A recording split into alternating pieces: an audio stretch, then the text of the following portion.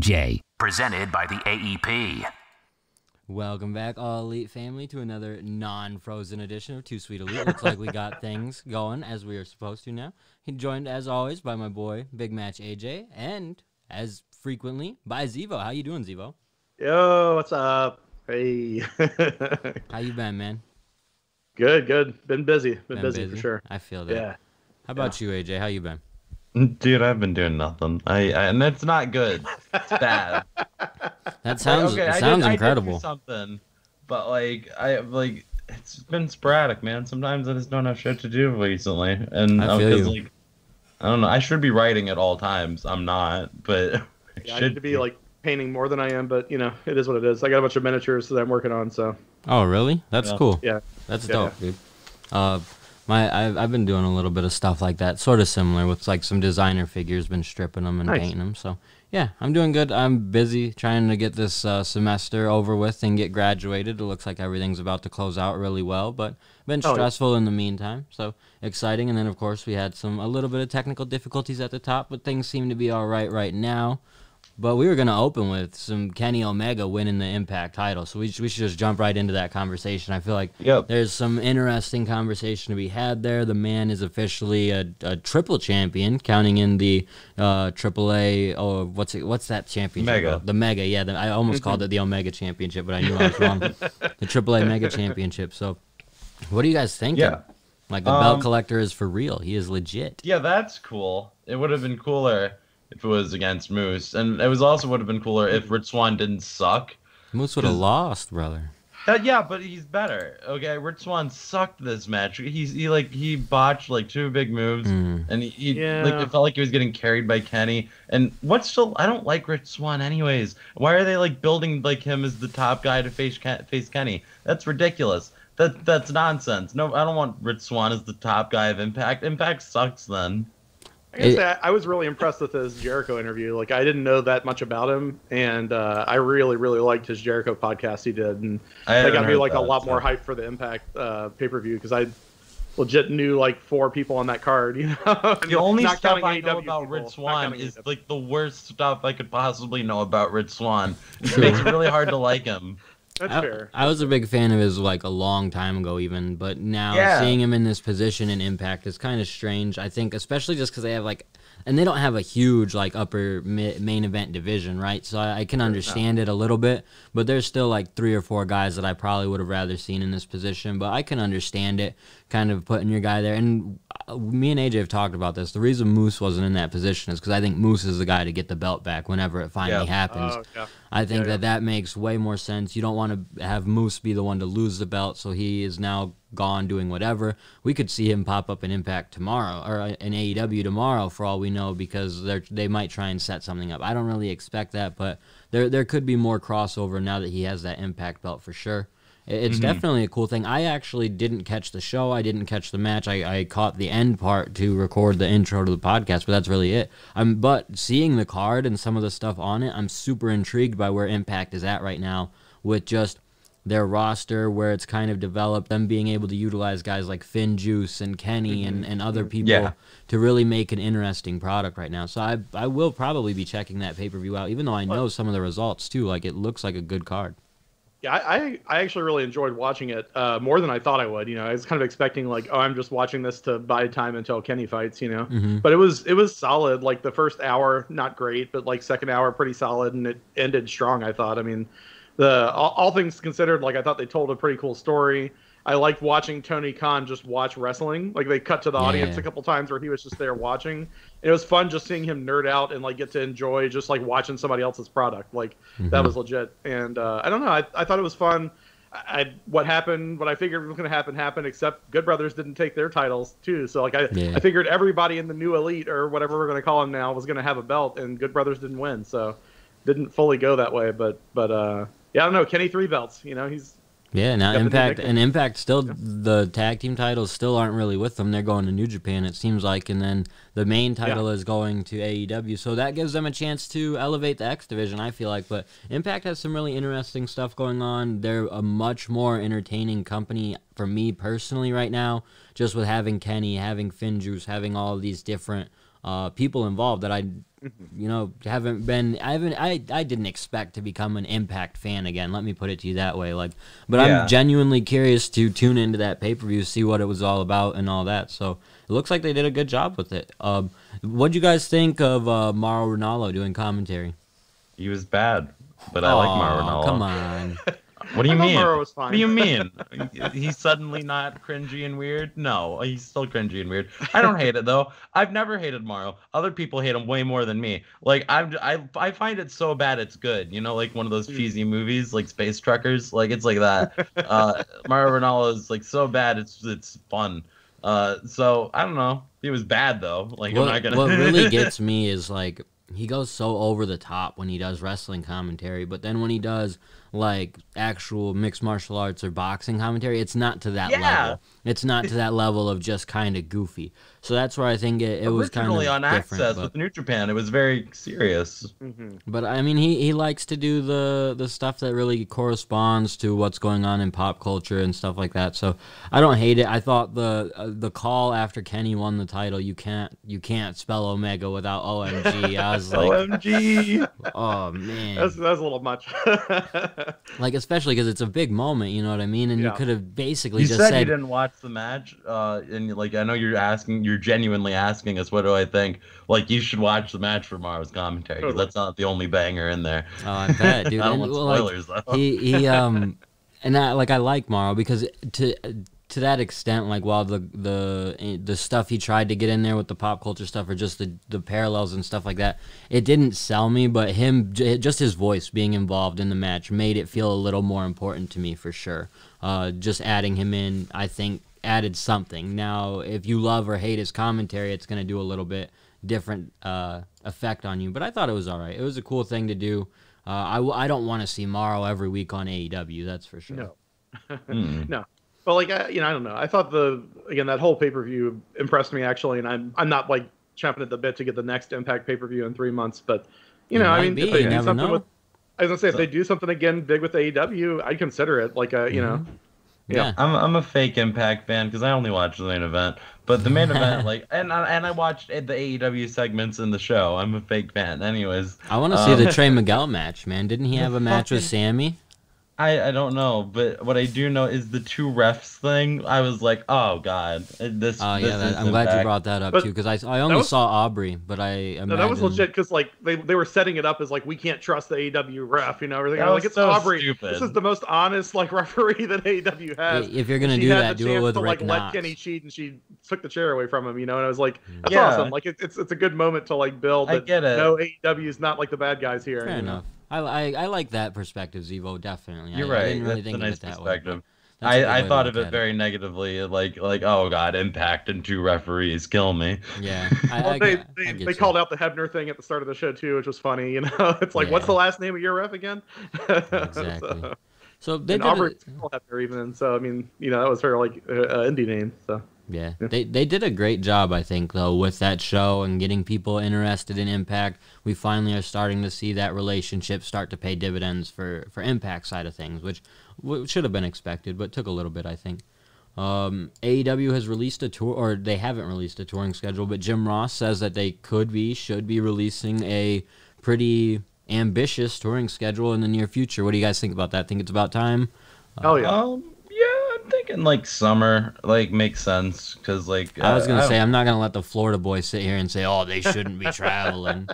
Oh no, I'm not. I really don't have any stake in this at all. But you asked, so I like September 8th. They're coming to Boston, man. That's all I know. I hope that happens. Like I'm there if it's happening. So. Seems pretty promising that one would happen. You would hope, but I mean, you never know with how much stuff has been kind of pushed back still and changed up. But I think that's a reasonable expectation for that one to be going, which that's exciting for you as a fan and like for me to think about, because now once we start getting announced shows, they're going to actually happen and they're going to start really touring and getting on the road, and that's cool. Phil will finally be able to see his AEW episode in Rochester. And for me, like, it's an interesting thing because with some places still being shut down and they're obviously going to try and create a touring schedule that works within, one, the markets that they can draw in, and two, where they're just allowed to have shows. to me, I think I might get another AEW show close to me earlier than I expected. And living in the Midwest, that's not always a guarantee. So I'm pretty hyped about that. And that's why I didn't mention it at the top of the show, but I got those Game Changer tickets, brother. I had to go into Wyoming. Got to go see some wrestling. So if AEW even comes close, I'm down to travel. This summer I'm traveling for wrestling. I want to see more. So that's cool. I still can't believe Phil got robbed of seeing Brody Lee debut, man. That would have been so incredible. Right? Like me and Phil have literally been like lifelong Brody Lee fans. Like since we one of our first indie shows we were at just because of Brody. So it's kind of crazy. Yep. He missed the moment there, but it's all right. He'll still get a good AEW show. I think they'll make it up to Rochester for sure. Let's talk about some injury news. Darius Martin, we got a bit of an update on his injury. That's going to be an ACL. He had to get an ACL surgery, so he's going to be out like a year. That's tough. That's tough for a young tag team. His brother gets a great opportunity to sort of shine on his own potentially, but boy, that's a tough situation. Definitely. That's the ACL. Oof. That he's for a high flyer. I feel too, bad you know for. what I mean? I'm sorry. I always mix up their names and get their names confused. The one that's not injured, I feel bad for because I think it's cool. It's an opportunity, but also he's pretty young, and I feel like he was good in this tag team role. Yeah. Yeah. What's his brother's name? Darius and Dante Martin. Dante. Yeah. Yeah. So it's a tough spot for Dante. He'll get a decent opportunity, I think, to shine on his own. I think they might just pair him up with somebody else. That's what they've been doing a lot. It seems like a lot of six-mans, a lot of stuff like that, which is smart. You know, he's a guy that I think, and I'm not sure, but I think he's the younger one. They're both really young, but I think the one that's Dante, he's the younger one. So he's getting a good opportunity, but it's tough, and it's a tough break for Darius. Like I said, with a high-flying superstar, a torn ACL, that's a tough one to overcome, but I'm sure he'll be able to do it. He's young. He's real young, so that's the one thing. Yeah, he'll recover easily. I think it's just you worry about him re-injuring it, for sure. Yep. And in terms of recovery, Anthony Bowens is officially back. He made his in-ring return yesterday night. Good to see the Acclaim back together. They definitely work well together. But in terms of speaking about guys getting an opportunity as singles, Max Caster looked great as a singles in his time without Bowens. So it can definitely benefit the superstar who isn't injured to get that opportunity. And it keeps the tag team super relevant because the Acclaimed are going to slide right back into sort of a major, maybe not major, but a top position, I'd say. Yeah. So very cool stuff. And sort of in terms of dark, we could talk about how former Lucha Underground champion will be making his debut. Marty the Moth Martinez will be joining AEW for at least one episode. He's going to be doing AEW Dark tonight, taking on Brian Cage. I'm very excited about this. Are you familiar with Lucha Underground at all, Xevo? Or I did actually get to a Lucha Underground show when I lived in Texas. Cool. I'm forgetting who all was in it now. It's just been years, since I went to that show. But it might not even be anybody that's still on their program. But yeah, they were in San Antonio, I think, when I went. Cool. But yeah, it was a legit show. That was great. And saw some other indie wrestling while I was down there. But never actually made Mission Pro, which I'm sad now that I didn't get to see Thunder Rosa live. And that's where I'm hoping she'll make it to Boston, Right. Yeah, dude. What do you think about Marty the Moth popping up in AEW, AJ? I'm unfamiliar. Are you freaking serious? I'm the only one who's excited about this? That's cool by me, but that says a lot. I've seen Lucha Underground matches, but it's never a product that I followed. What's the gimmick, Andrew? What do you love about it? Well, I don't. And he was just a slimy. he was like a slimy heel. Him being Marty the Moth was just like a grimy dirtbag who was always doing shitty stuff. He ended up winning, I think, the Lucha Underground Championship at one point. And I didn't even follow his run in Lucha Underground too much. I just caught sort of the early run of it. And I guess at some point in 2019, he suffered a major injury. Where doctors and stuff were telling him he might not ever return to wrestling. He had to relearn how to walk. He had to relearn how to run on the treadmill. And he looks like $1 million freaking bucks. Compared to the dirty, grimy scumbag he looked like when he was on Lucha Underground, now he looks like someone who, competing against Brian Cage, he doesn't look bigger than Cage, but he looks pretty close to looking like Cage. He looks great. He looks like $1 million bucks. So just in terms of that, I'm excited for him. A little nervous because obviously a guy who hasn't been able to wrestle for a couple of years getting back to it, I don't know how that's going to work out for him, but I'm glad he's getting an opportunity because he was a great character at the very least. Nice. So I'm glad to hear another heel coming in, like, because they're kind of turning Cage face, so that's a good chance for Cage to maybe have some dirty stuff done to him and look a little better too. So yeah, and like just such a cool person for them to have brought in because Marty is someone that I had forgotten about, and especially getting injured and all that. If he's able to come back and really make a name for himself, that'll be really, really interesting. But we'll see. We'll have to see what happens. But it's very cool for him to get this opportunity. They've sort of been teasing it on Twitter a little bit, and he's been talking about getting a theme song and all that. And I guess he's been in the crowd for a couple of weeks, like just a part of the general extra crowd. But nice. Should be a good opportunity for him to at least appear on Dark once or twice and see what comes from it. And that sort of brings us right into the Dark sleeper pick. Mine, of course, being Marty versus Brian Cage. I'm a big fan of Marty, so I'm excited to see what opportunity he gets. And wasn't Cage in Lucha Underground 2, AJ, or no? Yes, he was. Yeah, so these guys have probably mixed it up before. This should be a solid match. Like I don't expect any hiccups, and if there is, I guess that's where the worry would be for Marty coming back from an injury, but I don't really expect it. I think this could be something cool and that people could be talking about. Before actually we get to your guys', now let's talk about your guys' sleeper picks, and then we'll talk about I was going to say, given the context you just dropped on me, I picked yours, but no, I'll pick Lance Archer versus Jake St. Patrick or whatever the fuck. I don't know. I just want to watch Lance Archer beat somebody up, but that's fine.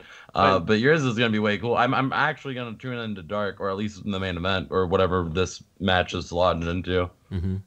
They're saying Jake the Snake on commentary for that one too, so that should be cool. That is cool. That'll definitely give us more of an idea what their direction is going to be with Jake and Archer, right? Because they haven't really been together, and Archer's been doing a lot more face stuff. And Jake's been kind of like watching from the wings and like not sure what to think. So yeah, I'm really curious where they're going to go with that. My pick's going to be Kylan King and Danny Jordan. Kylan King's one who just like she always sticks out when you see her on the side of the ring because she's so tall, got the bright red hair, and like every time she wrestles, she's been doing the program with Swole and all lately too, where she's been getting more involved. Her and Red Velvet, and then versus Danny Jordan, who like the real mean girl thing. It's a goofy gimmick, but it's a gimmick. Like I always appreciate a good gimmick, and she's got the burn book and all that. I'm just like I'm here for it, and I always find she's gonna lose. She always loses, but Kylan King gets another win, and I'd be happy to see her end up more in Elevation and maybe Dynamite eventually. So yeah, I think they're doing a great job quietly building up some of these women on Dark and Elevation over the last couple of weeks and months, honestly. And I think that's where Elevation has kind of helped because they've been able to split it up, get more women involved on both shows, and it's really helped with the Kylan Kings, the Danny Jordans, even the shit, I can't remember her name off the top of my head, but yeah, they've done a great job at elevating some of these women. So Layla Hirsch and Rio Mizunami, they did a great job with them. Layla Hirsch because I wasn't sure if you met her though. Yeah. Because they promoted her on Elevation this week. It was actually really well done. That video package ruled. I like her line about like I'm not here to show off my body or anything. I'm just here to win. Yeah. It's like hell yeah. They did a video package for her, had her have a tag team match, and then promoted her match for next week too. Like they did a really good job at. You could see they're doing something with her. So yeah, I'm glad that they're doing that. And Dark Elevation this week was again a shorter show. I think about an hour and 45 minutes. Right? I didn't catch the whole thing. It was like an hour and a half. 127. I was like super happy with that time length. Yeah. And they had more promo type of stuff on there too, if I'm not mistaken. Right? A good amount. Yeah, it was a good mix. The matches, I liked every match except for them closing with a Joey Janela match, which that's crazy, dude. That's what we got to talk about. We got to talk about that Joey match. You didn't even win, and you're still mad about it. You didn't even win, dude. Social was popping for it though. That's the thing. Like normally Twitter is shitting all over Joey Janela, but I haven't seen the match. But I feel like I have to watch it because there were a lot of people tweeting about how it was impressive for a Joey Janela match, and I will say that I saw most of these tweets by way of my boy Joey Janela. So, no, I'm just joking. Honestly, every match was like really, really, really solid in Elevation this week, and that's where I think you have an hour and a half time. There shouldn't be bad matches in there, right? There should all be good matches, and I think this week just nailed it in terms of the balance of. Promos, packages, matches, and everything was really solid. I really like Ethan. Oh, sorry, go on. No, go ahead. I was just going to say, I also really liked Ethan Page and Scorpio Sky. Like I you like that? I didn't love that. Yeah, I loved it. I thought it was like, and I also loved. I have big news. Ryan Nemeth is based, Andrew. Wow, now I like him guy, now.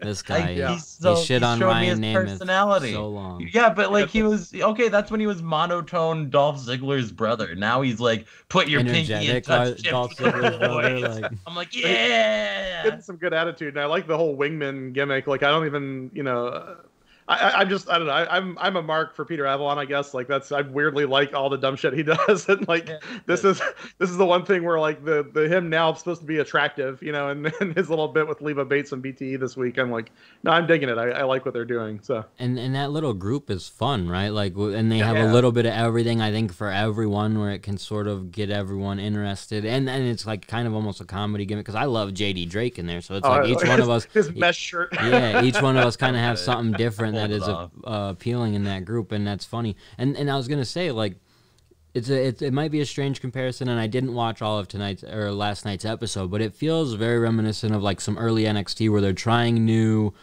gimmicks and stuff via promos, trying new promo work, and being very careful with it, as well as having really good matches. So it's a good way to go about it. I like that these promos. It might not be something they want to use on TV, but I could easily see that Peter Avalon group now being on TV because they did so well on Elevation. Mm-hmm. That is a smart way to go about it, I say. So yeah, I think they've done a great job with Dark Elevation, and it's cool that people are talking about it. Like I said, that Joey Janela and Matt Sydal match had people buzzing, so I was pretty pumped about it. My boy Joe. With Nemeth, I was just saying, he reminds me actually of like Sammy Guevara, like this time of year and a half ago, where it's like hey, I'm hot and sexy and I'm here to take all the women, but like, that he's obviously you're supposed to hate him and, he's terrible, but it works, it's kind of like, I'm like, all right, yeah, sure. I'm here for it, Mm-hmm. I'm definitely there with you. So they've been doing a great job with Dark Elevation and Dark, especially over the last couple of weeks, getting a more consistent, shorter time frame.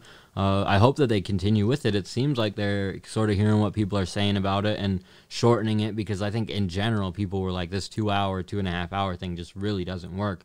But a condensed show is so much better, and Dark tonight looks great too. So they're doing a great job with these additional shows for sure. What's weird is like I always point out the live show, tape show thing, right? And we've got the live show coming up for Blood and Guts, so we're taped this Wednesday. But they're doing a pattern just like that with Elevation too, where the live show week it's like 2.5 to almost 3 hours long, and then the tape show week it's less than 2 hours. And much like I've liked all the tape Dynamites more than the live Dynamites for the most part, I keep finding these tape Dynamite week elevations where they're shorter just so much better than the other elevations. And I feel like they could find a middle ground and make it about 2 hours, and just the stuff that isn't working, push it back to Dark. I don't know. I think you're right.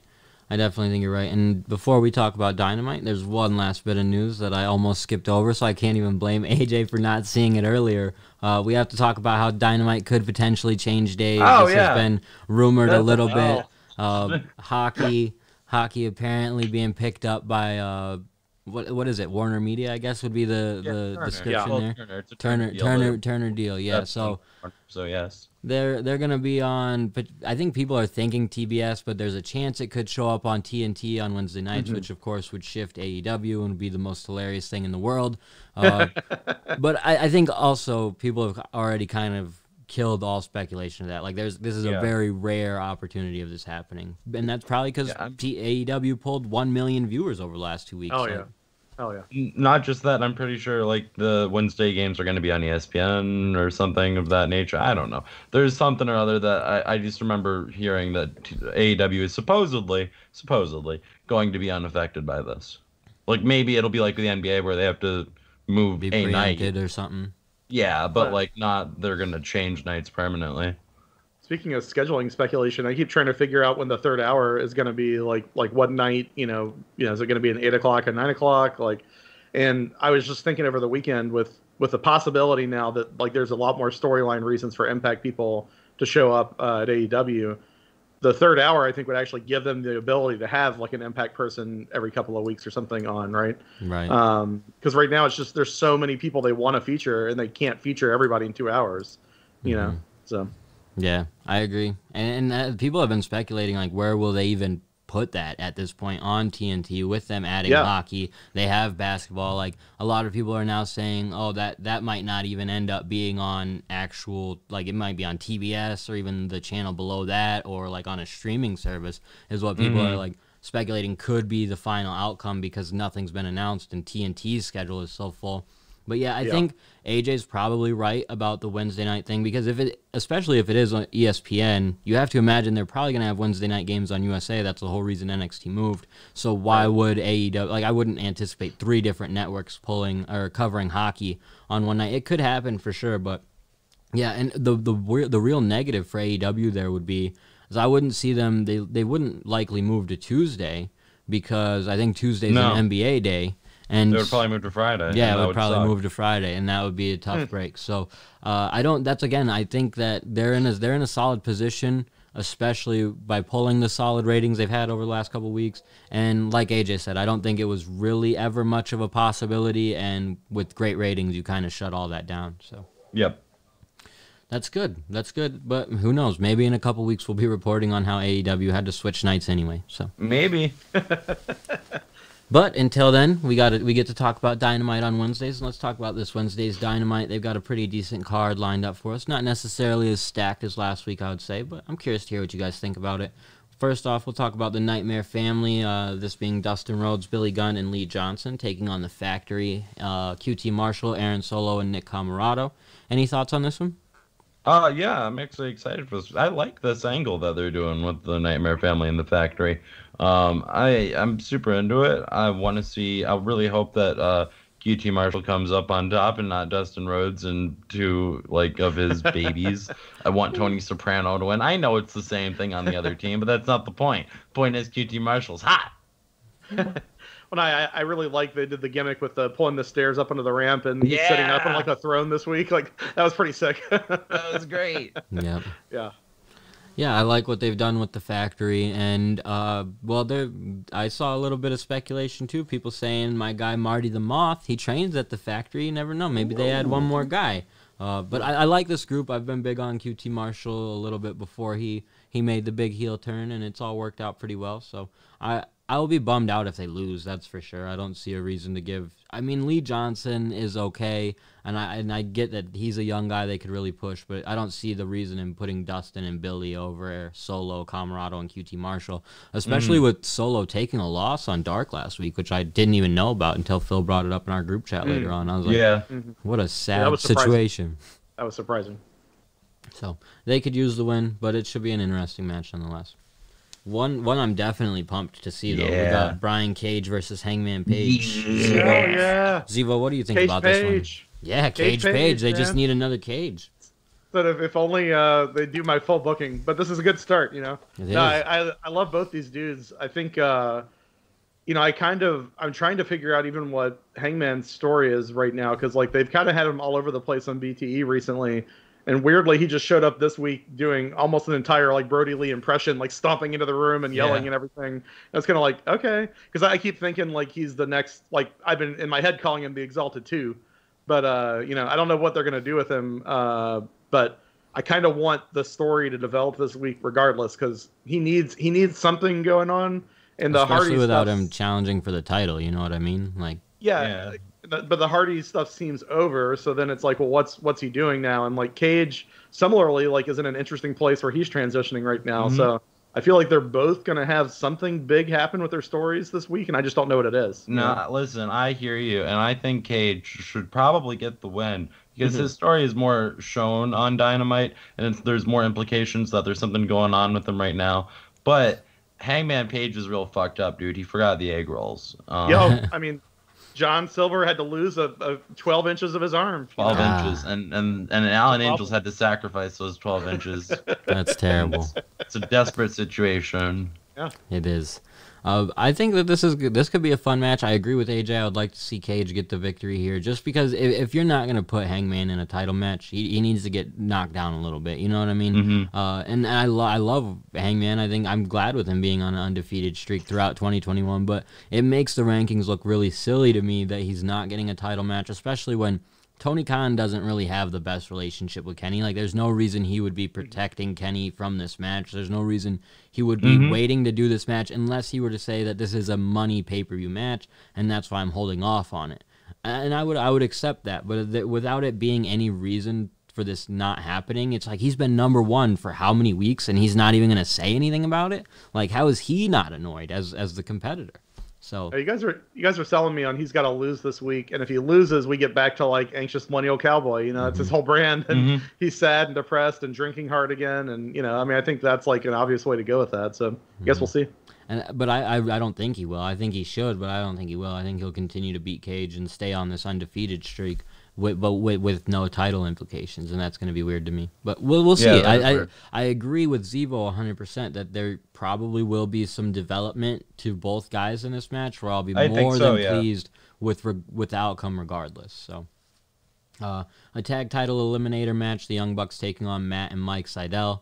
Matt Sydal is getting a lot of opportunities. That's all I'm going to say. This man, yes, he got a world title eliminator, got a world title match. Like, I think he deserves it, honestly. Like, he's a great wrestler, and he made George Janela look good, right? Yeah, he made George Janela look good, and he's gonna get his ass kicked by the Young Bucks, the greatest tag team in the world. Tough draw with Mike Sydal as his partner. I know they're brothers, but I don't mind Mike. Like, you can't submit him, he's a yoga instructor. Good thing the Young Bucks don't rely on their submission style, so should be all right. But this should be. I think this match might surprise me a little bit. I'm sort of selling it, but I mean, Matt Sydal's great, and matched up against the Young Bucks should be fine. And Mike, there's really no issue with him. I think I'm just anti-yoga. There should be some good high spots, right? I mean, that'll be exciting. Yeah, it should be fun. So. We're gonna have the parlay between the Pinnacle and the Inner Circle. You guys got any predictions on? It's gonna break down into a brawl, right? Like, that should be a guarantee with AEW. Yeah, I mean, come on. I feel like they're going to add the stipulation that you can't touch each other, or whoever touches who loses. The thing they did with Mox and Eddie. I feel like they're going to do that next week. Yeah, no, for the parlay. Well, they can't. So you're saying that when they come out, they can't touch each other. They can't attack each other. Okay, I feel you. I'm really actually curious, because I haven't watched a ton of War Games and stuff, and I don't totally know what's even considered standard for So I'm excited just to see what they set the rules as, like, because to me, if you're talking, it's not going to be 2 hours of wrestling at Blood and Guts, right? So I mean, we're like looking at maybe an hour plus of match time with a bunch of breaks, and there's high spots, low spots, it slows down sometimes and all that, but I'm curious, like, how hardcore are they going to make it, right? Because it feels like there probably should be some extra weaponry and stuff involved, but I don't know. And I think that's what the parlay is going to figure out, is what are even the rules for this style of match in AEW. I super appreciate that fact from them too, right? Like, dedicating a segment to just, because I'm kind of the same as you, Xevo. I've seen a couple of War Games matches, but most of what I've seen is honestly just bits and pieces. I don't think I've ever sat down and watched the whole thing, so I don't know exactly what the rules are. And even then, AEW could shift them to do whatever they really want. I mean, even then, the War Games match has changed over time anyways. Yeah, so... Well, that was like a year ago. I was trying to figure out what are the rules for this even going to be, and then it got canceled, but I was like, War Games isn't even consistent, so I've got no idea what AEW is going to do. Yeah, and so that's kind of cool, and like I said, this is a cool segment to explain that, and then probably break down into a big brawl, but it's good to at least get that information to people, and I think that match itself is going to be very interesting, and I wouldn't be surprised this week if we might see them push away from that one match show thing, right, where they maybe try to get people to forget and maybe toss in one. I hope so. I don't know, but because I don't think that fan reaction it's been very just confused, like how are you only going to have one match on this show?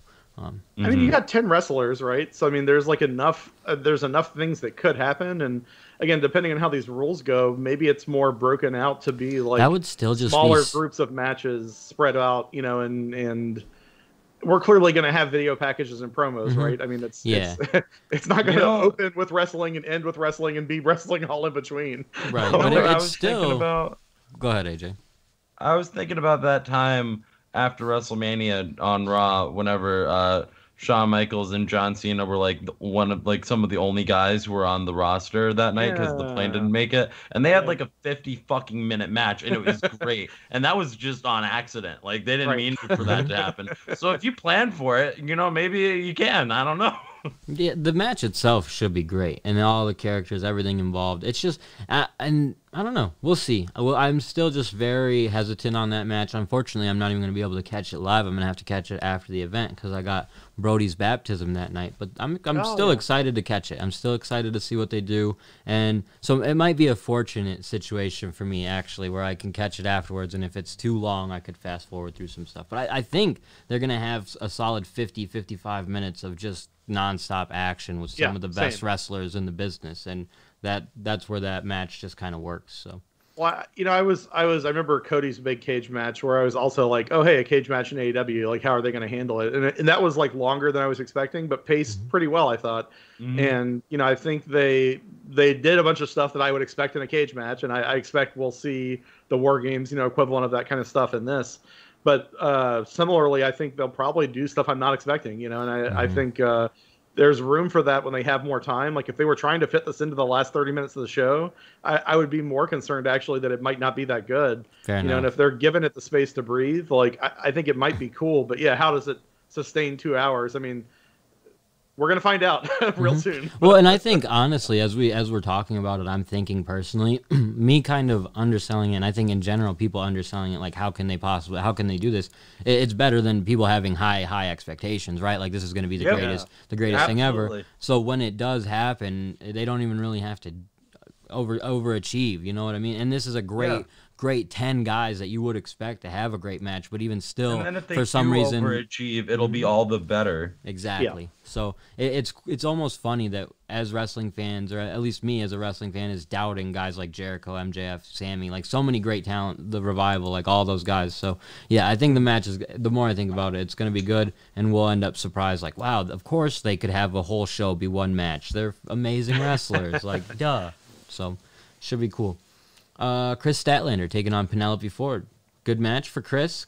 I'm intrigued to see what Penelope does. Opportunity for Ford, yeah. Opportunity here. This is an opportunity match if I ever did see one. And I don't think they're just going to squash Ford because they want to show Chris Statlander can work again. Mm-hmm. And we got to see if the Kip and Miro relationship's going to like break down soon, or if there's going to be more hints towards the problems there, because that's been such a slow build. That's a great point, because we could see Kip involved. Like, would he not join his wife to the ring? So that's where Miro could come out, be upset about it. Where the fuck have you been? Type of thing. But this is cool. I like this match. I was big on Penelope early on, and then they haven't utilized her much since then. And she's kind of had some tough situations since then. Hit or miss, yeah. Yeah, hit or miss was what she's on Dark tonight too, so I'm also looking forward to seeing her wrestle tonight. Glad to get her wrestling more. And I mean, Statlander's just looks like a different wrestler since she's come back. Like and she's been on fire. She's just so confident now. Like I feel like any of that sort of newbie energy she had early on of just being like nervous about being on TV and stuff is just gone now. Sure. And like her new look is sweet, and she's just killing it. So like it does seem like probably she's gonna win, but Penelope should have a really good match with her. And it's cool because it has a little bit of a backstory to it with both of them involved in the best friends Kip Sabian Miro thing. So yeah, I like this match. I think I could be impressed by it because Penelope's someone I haven't seen wrestle a whole lot recently. A lot of the women that have been in AEW for this amount of time have just gotten better. So I think I could end up being surprised, like, wow, Penelope's so much better. So should be a fun match to watch. One I'm definitely going to have fun watching, Pentagon taking on Orange Cassidy. I'm a huge fan of both of these guys, so this is a great match for me. Yeah, can Penta do it again? Can he get the upset again? Yeah. No way. No way he beats Orange Cassidy. Yes. No what way. If he does, though? Would you pop? Wouldn't you I'll pop so just hard? As hard as I did last week, if not harder. Oh, yeah. No, I want to know even how Orange Cassidy's style matches up with Penta, right? Because he's had he has his whole gimmick now is like until he takes the match seriously, the armband is off, right? And then once he's like, okay, now I'm really wrestling, the armband comes on. And then when it's time to power up, he pulls the armband off, and there's the super powered orange punch, right? Like he did that. He told that much story like 2 weeks ago against Prince, whatever the guy's name was. He told that story in like 2 minutes, right? Like he's so good at just like making this stuff happen quick and like tell a good story. With Pinna, he's obviously going to have a harder match. So like, what does that look like? You know, how does Pinna react to him?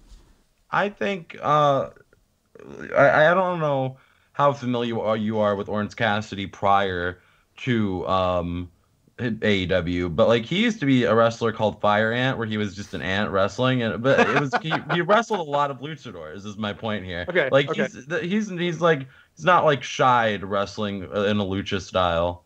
Oh sure, I more mean like he's got his gimmick right now, right? And so like every time he's been up against how do you fit that in with Penta? I don't think you do. I think you just have them wrestle. I'll be curious. I think it'll break down to just be wrestling, right? Because this whole thing is to like not take it seriously for as long as possible. And I think Penta's just going to give him a bunch of shit for doing that until he finally goes like, all right, we're wrestling now. This could be a great match. Like just the two guys involved and kind of the contrast in styles, right? And what we've seen from them in AEW and seeing this clash, I think could be very interesting and could be like I wish there was almost more of a story to it in a singles perspective with just these two guys, because they could have just an amazing story in and of itself by telling sort of what Xevo's talking about there.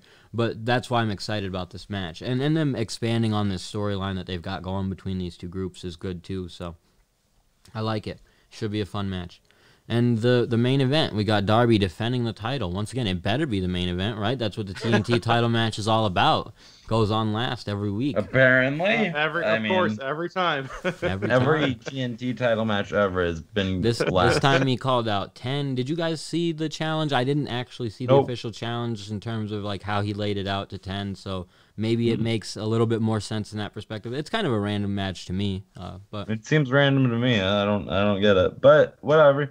I'm happy to have 10 get some more time. Like he's come a long way since he started off in AEW, and he looks solid now. He's still not like incredible. I don't think there's any chance he wins, of course, but you know, I think he'll give Darby a good match. I'm sure, like always, Darby will get the crap beaten out of him, then he'll win, and then he'll barely be able to walk afterwards. and then maybe Miro comes out and sets up that title match. I mean, there's a lot they could do there, and the match itself should be very interesting. Could really elevate 10 if they have a great match, and that's probably what they're hoping for.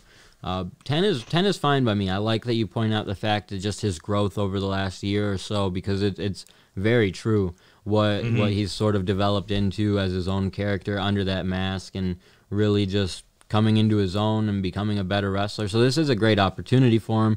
I like how they're kind of flip-flopping with the TNT title, like a more serious challenger one week, and then the next week maybe not as serious of a threat, but still someone who could benefit from that matchup and who makes some sense for getting a title shot. And it being Darby consistently making open challenges is cool, and doing it in a way that's literally the same as Cody but different, right? Like that's cool. I certainly buy 10 as a challenger more than JD Drake. I don't hate JD Drake. This feels like a more serious, like actual threat. He's been around for so much longer, just that fact. Like 10 has been around for a whole year and some change.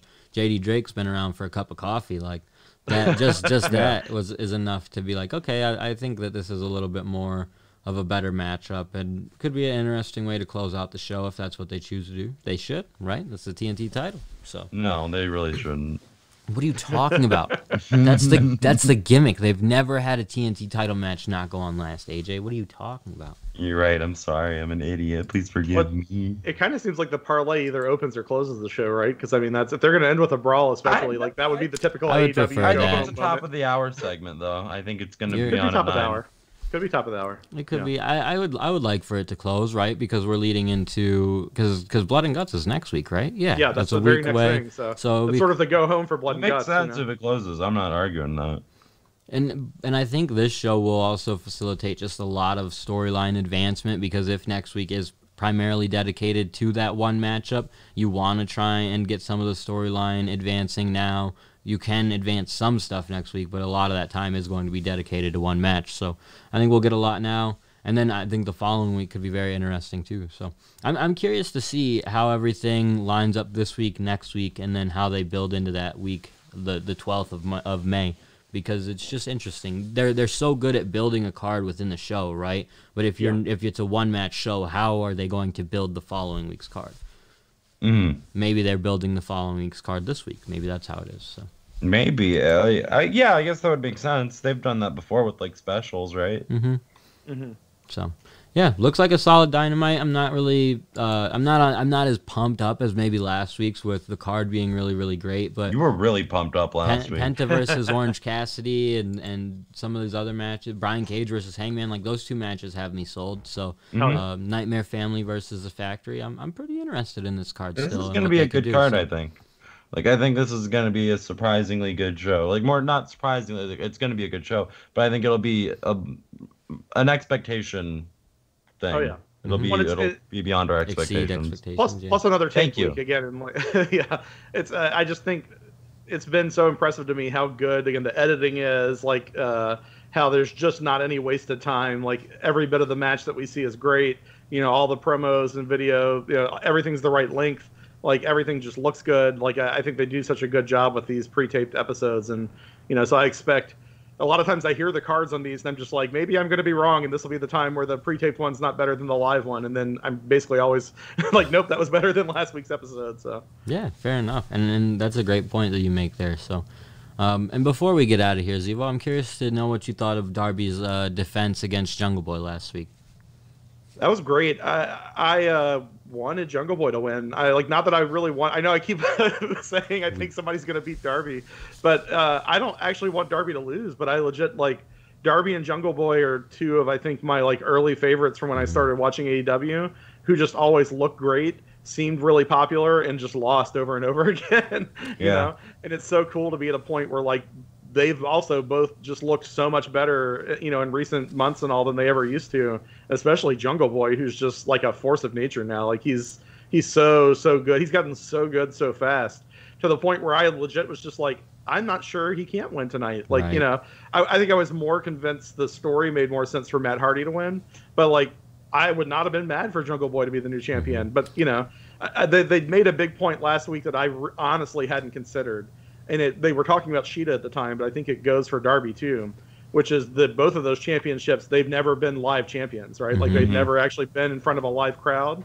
And I do think that matters. Like, and I think that's something AEW probably will stretch a little bit on those. So at least until there's been a couple of live shows where they've been able to appear and get a big pop from a live crowd. Like, I mean, again, Jacksonville has a live crowd, but you know what I'm saying? A touring show. And, I think he's probably keeping it. I think both Darby and Sheeta will retain until then because they sold me. Honestly. They sold me on that being important. Like I hadn't ever really thought about it, and now I'm just like, no, I agree. That makes a lot of sense. I think we might have thought about it. We might have thought about it early with Mox because Mox's run was so goofy. But when we look at it in this perspective, like.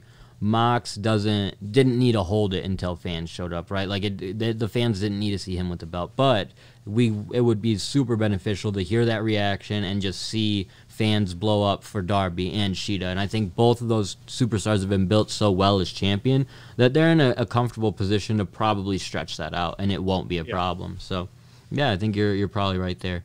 And I also still don't know if crowds are going to boo Kenny. Like, I mean, he's theoretically the big heel right now, right? And depends on his opponent, really. Sure. But I'm not saying Kenny has to get booed to be a good heel, but like I think he probably wants to get booed, and I just don't know that if live crowds seeing Kenny with 3 belts are going to boo him.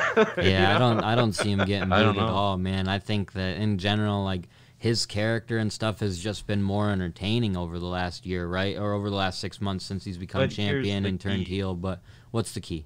Give me the key. The key is that the Young Bucks are with Kenny. Yeah, so people love to hate the Young Bucks. Except for me, hates the Young Bucks. I love it. Yeah, maybe you're right. So, yeah, I think, but it'll be nice to see all these guys in front of a crowd, and that AEW crowd was something special early on and something that really, really did help AEW at the beginning, right? Because at the beginning it was nice to have that reaction for superstars that when you're watching them on TV, you might not know, but the fans are blowing up for them, so they must be cool. Oh, yeah. They must be big, so... I legit was the person who wasn't like 100% sold in the promotion when I went and saw it live week 2, but I'm like, shit, yeah, I'll watch a new promotion live in Boston. Why not? You know? And like, I was just blown away by how much I liked everything. And then Kenny legit stayed like after they finished taping Dark, because it was him and Janela was the last thing they taped, their big hardcore match they had, the Lights Out. And then he just stayed in the ring and like talked to the fans for like 10 minutes after that. Like not Q&A, but just like pouring out his heart to be like, man, I love doing this. And it's so great. Thanks for showing up. And like they turned the lights out on him. He was like, they're kicking me out. I really got to go. I'm sorry, but thanks again. You know, you guys were amazing. And I was just like, this guy rules, you know? That's like, I think that was the night I became a huge Kenny fan, because it was just like, no, he loves this and is so passionate about it. And I got to see that like right there, you know? And this company is getting such an interesting opportunity with that, right? Because they started out for like what, 6 months, maybe not a whole year, that's for sure, before the pandemic really started taking things and threw it all off track. So they'll get to almost restart and redo that type of thing, where they get to have those same moments with the crowd and re-engage the crowd, and the fan base is growing despite not having fans being able to attend shows live and stuff. Like, they're in a really good position where they'll reset almost like with their touring and shit. So it's going to become like reinvigorating, I think, and they'll get to have those conversations with fans where it's not like, oh, we've been touring for the last year and a half straight, it's not as special anymore. It's going to go, it was really special, it got taken away, it's special again. Like, and that's going to be cool for the next year as they get back into touring. And it might lose that little special feeling after a year or so and become more regular as it's just normal again. But for right now, it's a really cool, interesting thing. I'm sure that no one really took into perspective at the beginning of the pandemic, for sure. So, yeah, I think that so far AEW has been doing a great job. Dynamite looks pretty solid this week. Dark and Dark Elevation were really solid this week, so a lot of great stuff to check out. A lot of good stuff to talk about. If you haven't seen Kenny Omega win the Impact title yet, you've been spoiled, but you might as well check it out. Yeah, so we've talked about a lot of good stuff. Anything I missed this week, guys? I tried to dodge that hockey conversation, but I remembered. I always remember what you missed like about an hour after we record. So you and me both, dude. Same. But that's cool. We wrapped everything up. We had a good conversation, lots of good, interesting stuff. I think next week is definitely going to be entertaining, and then it'll be cool to get Xevo on after Blood and Guts to discuss everything as it's gone down. So, yeah, that's cool, guys. I'm glad that we've had a great conversation. Thanks for joining us once again, Xevo. You want to let everybody know where they can find you on social media, anything you want to promote or anything you got going on? Yeah, no, I hyped my game last time, so you know that's out there. You know, people are playing it and liking it, so it's always cool. It's 3 out of 10 if you didn't listen last time. But yeah, Twitter. Twitter. That's what it's called. I'm Xevo 1979. Twitch, I'm Xevo Bolas, Bolas, and it's XEVO for Xevo. Yeah, I don't know, just loving all wrestling right now. Like it's cool that there's just so much good wrestling. You know, it's been awesome. I agree, man. And as things get more safe to open back up, and like I said, I get to go to a Game Changer show in June. I'm freaking pumped with wrestling. So everything's seems to be turning around for the positive for wrestling and independent pro wrestling. So how about you, AJ? What you got going on? I don't got much going on, but you can follow me on Twitter and Instagram at AJTheFitzy, FITZY. Yes.